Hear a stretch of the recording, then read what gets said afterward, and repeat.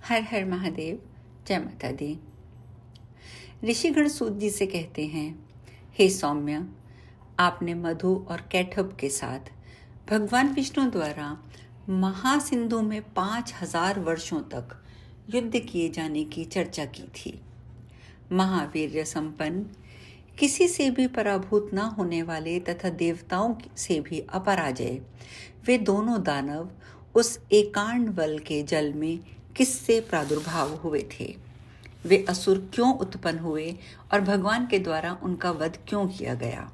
हे महामते, आप ये परम अद्भुत आख्यान हमको सुनाइए।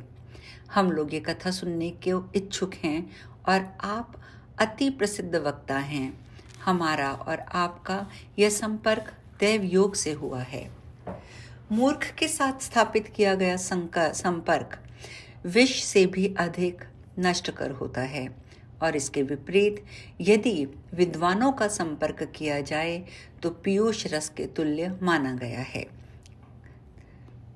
पशु भी जीवन यापन करते हैं, वे भी आहार ग्रहण करते हैं, मल मूत्र आदि का विसर्जन करते हैं और विषयासक्त होकर इंद्रियजन्य सुख की भी अनुभूति करते हैं, किंतु उनमें अच्छे बुरे का लेश मात्र भी ज्ञान नहीं होता और ये मोक्ष की प्राप्ति कराने वाला विवेक भी नहीं होता।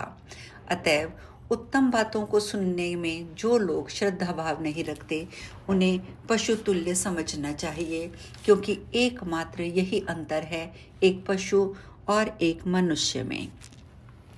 मृग आदि बहुत से पशु श्रवण सुख का अनुभव करते हैं और कान विहीन सर्प भी ध्वनि सुनकर मुग्ध हो जाते हैं। पांचों इंद्रियों में श्रवणेंद्रियां, दर्शनेंद्रियां दोनों ही शुभ मानी जाती हैं, क्योंकि सुनने से वस्तुओं का ज्ञान प्राप्त होता है और देखने से मनोरंजन होता है। हे महाभाग, विद्वानों ने निर्धारित करके कहा है कि सात्विक, राजस और तामस भेद अनुसार श्रवण 3 प्रकार का होता है। वेद शास्त्रादि का श्रवण सात्विक, साहित्य का श्रवण राजस और युद्ध संबंधी बातों और दूसरों की निंदा का श्रवण तमस कहा गया है।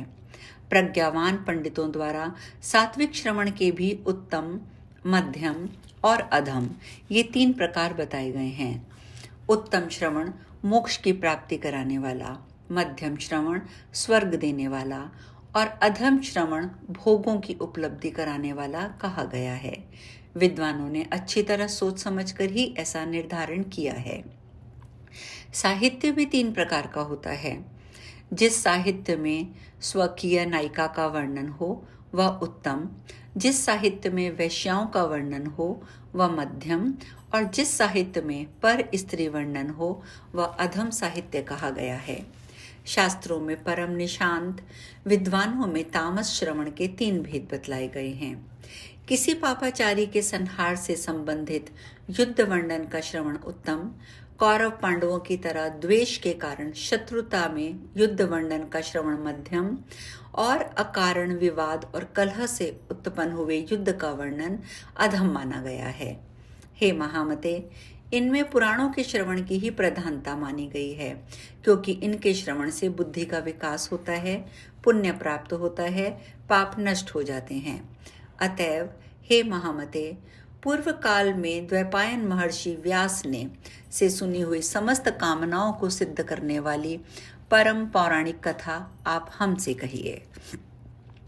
सूत जी कहते हैं, हे महाभाग, इस पृथ्वी लोक में आप लोग धन्य हैं और मैं भी धन्य हूँ, क्योंकि आप लोगों में कथा श्रवण के प्रति और मुझ में कथा वाचन के प्रति विवेक जागृत हुआ है। पूर्व काल में प्रलयावस्था में जब तीनों लोक महाजल राशि में विलीन हो गए और देवादिदेव भगवान विष्णु शेष शैया पर सो गए और विष्णु के कानों की मैल से मधु और कैटभ 2 दानव उत्पन्न हुए। वे महाबली दैत्य उस महासागर में बढ़ने लगे।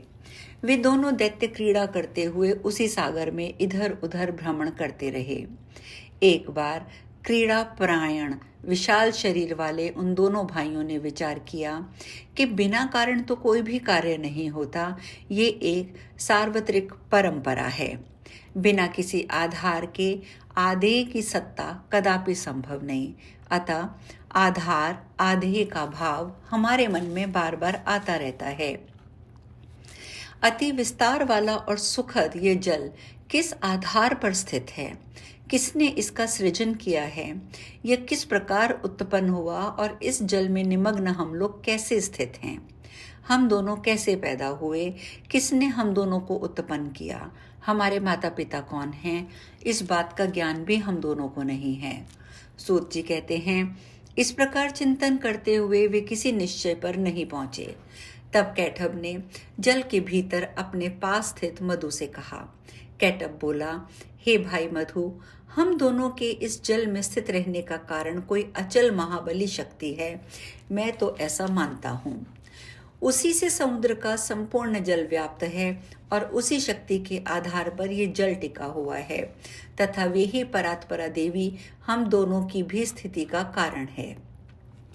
इस प्रकार विविध चिंतन करते हुए वे दोनों दानव जब सचेत हुए तब उन्हें आकाश में अत्यंत मनोहारी बाघ बीज स्वरूप अर्थात एम की वाणी सुनाई पड़ी। उसे सुनकर उन दोनों ने सम्यक रूप से हृदयागमन कर लिया और उसका दृढ़ अभ्यास करने लगे। तदंतर उन्हें आकाश में कौंधती हुई सुंदर विद्युत दिखलाई पड़ी। तब उन्होंने सोचा कि निसंदेह यह मंत्र ही है और यह सगुण ध्यान ही आकाश में प्रत्यक्ष दृष्टिगत हुआ है। तदंतर वे दोनों दैत्य आहार का परित्याग करके इंद्रियों को आत्मनियंत्रित करके उसी विद्युत ज्योति के मन में केंद्रित किए हुए समाधिस्थ भाव से जब ध्यान करने में लीन हो गए। इस प्रकार उन दोनों ने 1000 वर्षों तक कठोर तपस्या की, जिससे वे परात्पर शक्ति उन दोनों पर अतिशय प्रसन्न हुई। घोर तपस्या के लिए अपने निश्चय पर दृढ़ रहने वाले उन दोनों दानवों को अत्यंत परिश्रांत देखकर उन पर कृपा के निमित्त ये आकाशवाणी हुई। हे दैत्यों, तुम दोनों की कठोर तपश्चर्या से मैं प्रसन्न हूँ, अतएव तुम दोनों अपना मनोवांछित वरदान मांगो, मैं अवश्य दूंगी। सूत जी बोले। तदंतर उस आकाशवाणी को सुनकर उन दानवों ने कहा, हे देवी, हमारी मृत्यु हमारे इच्छा अनुसार हो। हे सुव्रते, हमें आप यही वरदान दीजिए। वाणी ने कहा, हे दैत्यों, मेरी कृपा से अब तुम दोनों अपनी इच्छा से ही मृत्यु प्राप्त करोगे।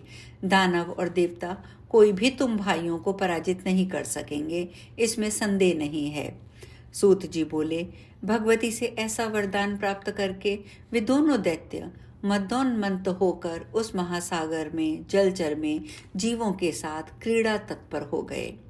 हे विप्रो, कुछ समय व्यतीत होने पर उन दानवों ने संयोगवश जगत सृष्टा ब्रह्मा जी को कमल के आसन पर बैठे हुए देखा।